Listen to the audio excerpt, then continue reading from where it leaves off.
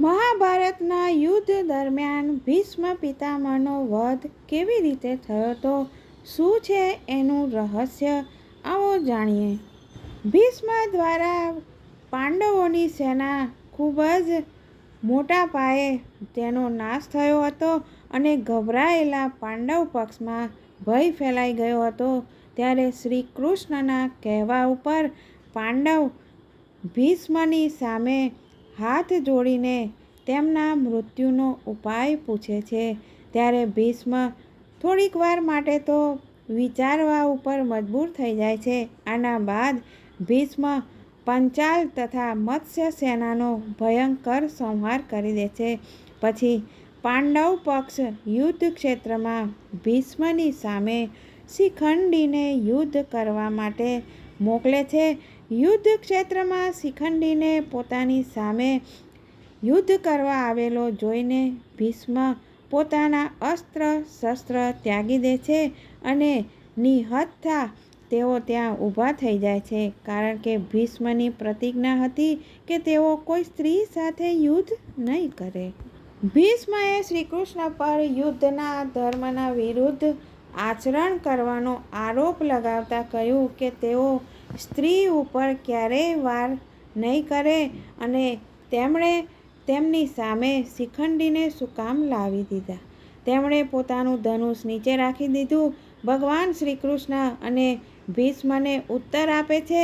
જે શિખંડીને તેઓ સ્ત્રી બતાવી રહ્યા હતા તેનું પાલન તેમના પિતાએ પુરુષની માફક કર્યું હતું અને તેમની પાસે યક્ષનું આપેલું પુરુષ લિંગ પણ હતું. ભીષ્મની સામે પોતાના રથ ઉપર ઊભેલા શિખંડીએ લગાતાર ભીષ્મ ઉપર બાણથી વાર કર્યો, પરંતુ ભીષ્મના કવચથી તીર ટકરાઈને પડી જતા હતા. શિખંડીના તીરોમાં એટલી બધી શક્તિ ન હતી કે ભીષ્મની છાતીને તેઓ છેદી શકે. ત્યારે અર્જુને તેમને પાછળથી ભીષ્મ ઉપર તીર ચલાવ્યા અને અર્જુન અને શિખંડીના તીરોનો રંગ એક જ હતો. એટલે તેમની નજર કમજોર હોવાને કારણે, તેમની દ્રષ્ટિ કમજોર હોવાને કારણે ભીષ્મ અર્જુનના તીરોને ઓળખી નથી શકતા અને આ રીતે શિખંડીની આડમાં અર્જુને તીર વડે ભીષ્મનું શરીર છલની જેવું બનાવી દીધું. કહેવામાં આવે છે કે શિખંડીએ પોતાના રથ ઉપર ઊભા રહીને લગાતાર 2 દિવસ સુધી ભીષ્મ ઉપર બાણ વડે વાર કર્યો હતો, પરંતુ તેમના બાણ ભીષ્મના કવચ સાથે ટકરાઈને પડી જતા હતા. તેમને ભેદી ન શકતા હતા. એટલા માટે ભીષ્મ પોતાની પ્રતિજ્ઞાના ચાલતા તે તીરોને ના તો કાપી શકતા હતા કે ના તો શિખંડી ઉપર વાર કરી શકતા હતા. પછી અર્જુન શિખંડીની પાછળથી ભીષ્મ ઉપર વાર કરે છે અને અર્જુન અને શિખંડીના તીર એક જેવા હોવાને કારણે અને બીજું કારણ એ હતું કે ભીષ્મની દ્રષ્ટિ કમજોર હતી. એના કારણે તેઓ અર્જુનના તીરને ઓળખી ન શક્યા અને અર્જુન તીર ચલાવી રહ્યા છે તેઓ તેને ઓળખી ન શક્યા. એવામાં શિખંડીના તીર તો કવચથી ટકરાઈને લટકી જતા હતા, જ્યારે અર્જુનના તીર ભીષ્મની શરીરને છેદી રહ્યા હતા અને આ રીતે અર્જુન ભીષ્મના શરીરને છલની કરી દીધું. પરંતુ પોતાના પિતા શાંતનુ દ્વારા ઈચ્છા મૃત્યુનું વરદાન પ્રાપ્ત કરીને ભીષ્મ પછી પણ જીવિત રહે છે અને અર્જુનના તીરથી ભીષ્મનું ધનુષ પણ તૂટી જાય છે. પોતાના શરીરમાં ફસાયેલા તીરની પરવા નથી કરતા અને પોતાના હાથમાં તલવાર લઈને રથથી નીચે ઉતરે છે અને તે સમયે તેમનું સંતુલન બગડે છે અને તેઓ નીચે પડી જાય છે અને તે તીરની શૈયા ઉપર સૂઈ જાય છે. જ્યારે કૌરવોને આ વાતની ખબર પડે છે ત્યારે હાહાકાર મચી જાય છે અને બંને દળના સૈનિકો અને સેનાપતિ યુદ્ધ છોડીને ભીષ્મની પાસે ભેગા થઈ જાય છે. તેમનું શરીર તો બાણશૈયા પર હતું, પરંતુ તેમનું માથું લટકી રહ્યું હતું. ત્યારે ભીષ્મ બધાને કહે છે કે મને મારું માથું લટકે છે તો મને ઉપયુક્ત તકિયો લાવી આપો. એક આદેશ પર તમામ રાજા યોદ્ધાઓ મૂલ્યવાન અને જાત જાતના તકિયા લઈને આવે છે, પરંતુ ભીષ્મ હસીને કહે છે કે આ તકિયા તો વીર શૈયાના શું કામના, આ મારે યોગ્ય નથી. પછી તેઓ અર્જુનની તરફ જુએ છે અને કહે છે કે તમે તો ક્ષત્રિય ધર્મના વિદ્વાન છો, શું તમે મને ઉપયુક્ત તકિયો નહીં આપી શકો? અને તેવું કહેતા જ તેમની આજ્ઞાનું પાલન કરે છે અને અર્જુનની આંખમાંથી આંસુ આવે છે અને તે ભીષ્મને એક તેજીથી 3 બાણ મારે છે, જે તેમના લલાટને છેદીને પૃથ્વીમાં જાય છે અને આ રીતે તેમના માથાને યોગ્ય તકિયો મળી જાય છે અને આ બાણોનો આધાર મળવાથી તેમનું જે માથું લટકતું હતું તે પીડા તેમની ઓછી થાય છે.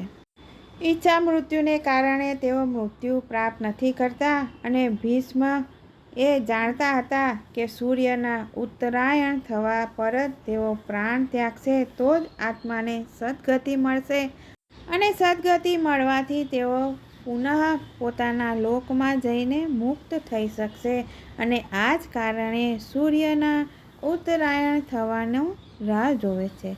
ભીષ્મ પિતા બતાવે છે કે સૂર્યના ઉત્તરાયણ થવા પર શરીર છોડવાનું કારણ કે તેમને તેમના પિતા શાંતનુની ઈચ્છા મૃત્યુનું વરદાન પ્રાપ્ત થયું હતું અને તેઓ સૂર્યના ઉત્તરાયણ થવાની રાહ જોવે છે. ઈચ્છા મૃત્યુના વરદાનને કારણે તેઓ ત્યાં સુધી શરીર નહીં છોડે જ્યાં સુધી તેઓ ઈચ્છે છે, પરંતુ 10મા દિવસે સૂર્ય ડૂબી ગયો હતો અને એવું પણ કહેવામાં આવે છે ભીષ્મને ઠીક કરવા માટે ચિકિત્સક પણ લાવવામાં આવે છે, પરંતુ તેઓ તેમને પાછા ફેરવી દે છે અને કહે છે કે મારો હવે અંતિમ સમય આવી ગયો છે અને સરસૈયા પર જ મારી ચિતા છે. હવે હું બસ સૂર્યના ઉત્તરાયણ થવાની રાહ જોઉં છું. પિતામહની આ વાત સાંભળીને બધા જ બંધુ બાંધવ તેમને પ્રણામ અને પ્રદક્ષિણા કરીને પોતપોતાની છાવણીમાં જાય છે. જ્યારે બીજા દિવસે ભીષ્મની પાસે ફરે છે ત્યારે બધી જ કન્યાઓ, સ્ત્રીઓ અને તેમના કુલના યોદ્ધાઓ પિતામહની પાસે ચૂપચાપ ઊભા રહે છે. પિતામહને એ વખતે પાણી પીવાની ઈચ્છા થઈ. તેમણે બધાને જ કીધું, રાજાઓ ઠંડુ પાણી લઈને આવે છે, પરંતુ તે પાણી તેઓ ત્યારે તે અર્જુનની સામે જુએ છે, કોઈનું લાવેલું પાણી પીતા નથી. અર્જુન સમજી જાય છે. અર્જુન પોતાના ગાંડીવ ઉપર તીર ચડાવ્યું અને પર્જન્યાસ્ત્રનો પ્રયોગ કરીને ધરતીમાં છોડી દે છે અને ધરતીમાંથી અમૃત તુલ્ય સુગંધિત એકદમ સરસ જળની ધારા નીકળે છે અને તે પાણી પીને ભીષ્મ તૃપ્ત થઈ જાય છે. પછી ભીષ્મ દુર્યોધનને સમજાવે છે કે યુદ્ધ છોડીને વંશની રક્ષા કરો અને અર્જુનની ખૂબ જ પ્રશંસા કરે છે અને દુર્યોધનને વારંવાર સમજાવે છે કે આ મારી ગતિ જોઈને તમે બધા સંભાળી લો પોતાની જાતને, પરંતુ દુર્યોધન તેમની એક વાત નથી માનતા અને યુદ્ધ ફરીથી શરૂ થાય છે અને બીજા દિવસે તેઓ સેનાપતિ કર્ણને સમજાવે છે અને તેઓ બંને પક્ષમાં પોતપોતાના અંતિમ સમયમાં સંધિ કરાવવાની ઈચ્છા કરે છે, પણ ભીષ્મ સરસૈયા ઉપર ખૂબ જ સમજાવ્યા બાદ પણ દુર્યોધન માનતો નથી અને બાદમાં સૂર્યના ઉત્તરાયણ થવા પર યુધિષ્ઠિર અને સગા સંબંધીઓ, પુરોહિત અને અન્ય બધા જ લોકો ભીષ્મની પાસે પહોંચે છે. ત્યારે પિતામહે કહ્યું કે આ સરસૈયા પર મને 58 દિવસ થઈ ગયા. મારા ભાગ્યથી મહિનાને શુક્લ પક્ષ આવી ગયો છે અને હવે મારા શરીરને હું ત્યાગવા ઈચ્છું છું. આના બાદ તેઓએ બધાને પ્રેમપૂર્વક વિદાય માગીને પોતાના શરીરનો ત્યાગ કર્યો અને બધા જ લોકો ભીષ્મને યાદ કરીને રડવા લાગ્યા. બધાએ ભેગા મળીને પિતામહનો ચંદનની ચિતા ઉપર રાખીને તેમનો દાહ સંસ્કાર કર્યો. આમ પોતાની ઈચ્છા મૃત્યુને કારણે સૂર્યના ઉત્તરાયણ પર જવા પર ભીષ્મ પિતામહે પોતાના દેહનો ત્યાગ કર્યો. જય શ્રી કૃષ્ણ.